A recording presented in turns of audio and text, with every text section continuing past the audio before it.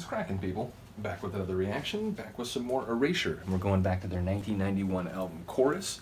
Wanted to give a shout out to a couple people who've been commenting on the Erasure reactions, not only Han Solo, a longtime friend of the channel now, and he was saying that this album, Chorus, is probably his favorite of the Erasure albums.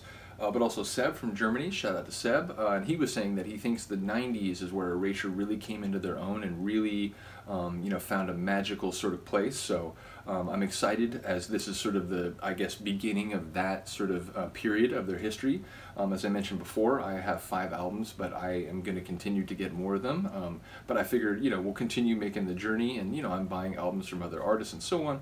But bottom line, I do want to continue to flesh out my Erasure collection beyond the 5 that I already have. Once again, wanted to give a shout out to this very cool like special edition. It does have some funny artwork that I believe comes from the original release, of course. But as I said, in addition to that, there not only is a very long sort of article, but there are shots which, again, it's just hilarious. Seeing Vince like that really makes me laugh. But yeah, I believe some of this stuff is later editions, and then some of it comes from the actual original release. Also, shout out to the MRI scans of the 2 guys. But yeah, let's get to it. This is Am I Right? Which as a question is a very interesting thing, because you're basically querying another person as to whether the idea or conviction you have is accurate, which in one respect I think is a sort of positive question, in the sense that you're not unilaterally declaring that your perspective is the one and only accurate view. You are at least seeking outside confirmation. Now, the way in which the question of ask can suggest different sort of intentions with the question. Like if you say, oh, blah blah blah, am I right?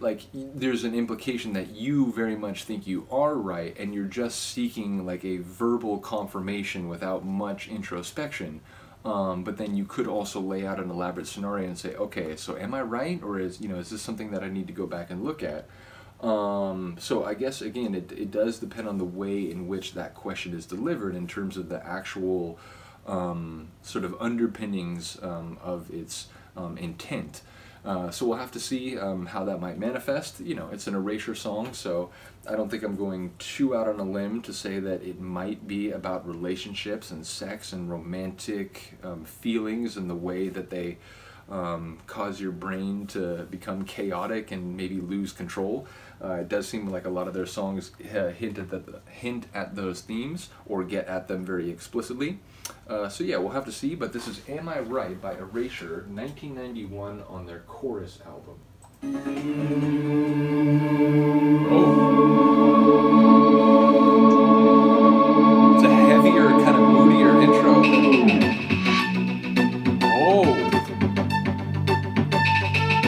I don't know this, but I'm instantly intrigued. I like the quality of that melody. Through the back roads, and the rain comes rushing down. Oh wow, like a visual tone. Your love for this man in his 20s. Oh. Am I right? Am I wrong? Or am I just dreaming? Are there 3 people involved here?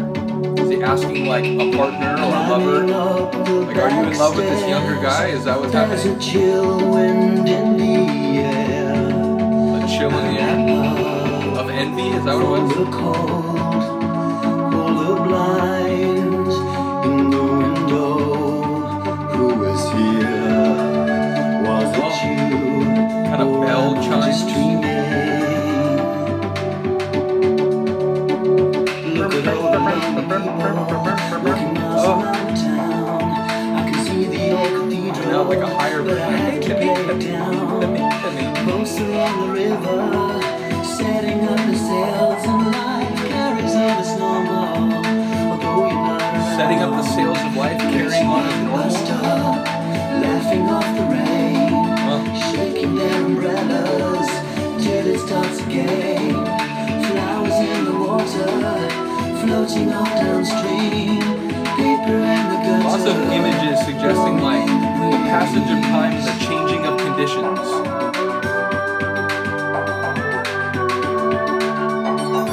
Oh,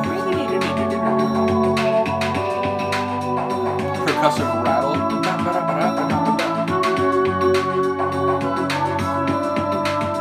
Sort of like an organ kind of feel with that part. Am I wrong, or am I just dreaming? Look at all the lonely people walking miles around the town. I can see the old cathedral, but I have to play it down.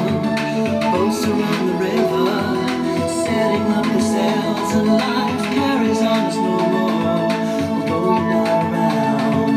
Waiting at the bus stop, laughing off the rain, shaking their umbrellas till it starts again.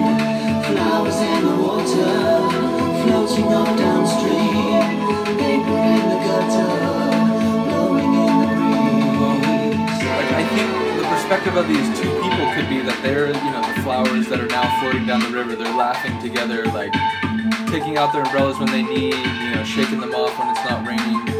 But it's like now that you're not here anymore, so I think it's like there's a perspective that like this other person is maybe very happy, through the back roads, and the rain but the narrator is like feels the absence. To resolve your love for this man in his 20s. Am I There's right? maybe a suggestion again of like an age difference by saying that specifically.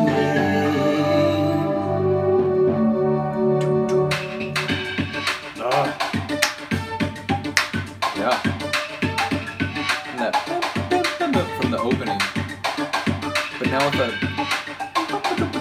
there's more like little bubbles of melodic sound like popping everywhere.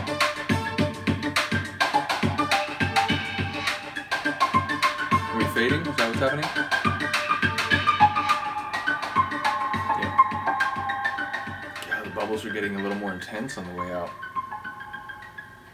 Ooh.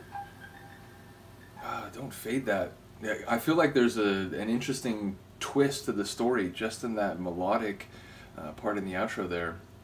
A bit more, you know, like unsettling.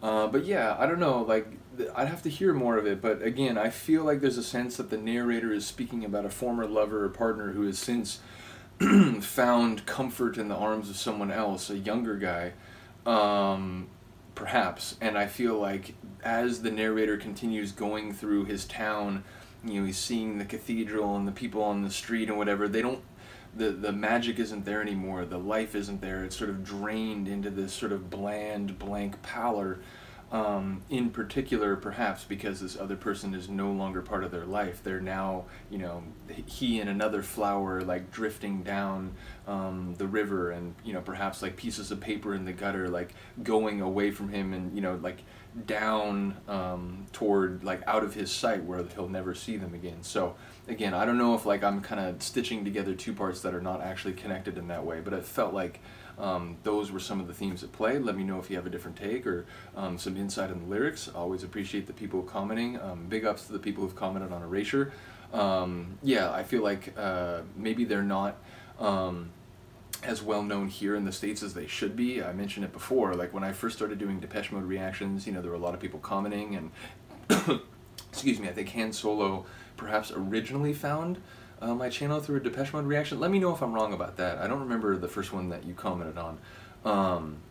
But yeah, someone commented early when I had started to then branch out into Erasure that, like, you know, in the States it seems like Depeche Mode, you know, just got a lot of radio play and were way more popular, but someone was saying, I don't remember if it was Han Solo specifically, but someone was saying that like in the UK it's actually like Erasure like has had a lot more like platinum records and so on compared to Depeche Mode, which I thought was interesting. So yeah, I'm not sure why they may not have been quite as popular here, although again, you know, in the 80s at the very least, their first couple albums, I remember hearing a lot of those tunes on the radio. So I think there was at least a period in the second half of the 80s where they were like hot on the radio here, and just maybe like by the time the 90s rolled around that wasn't as much the case.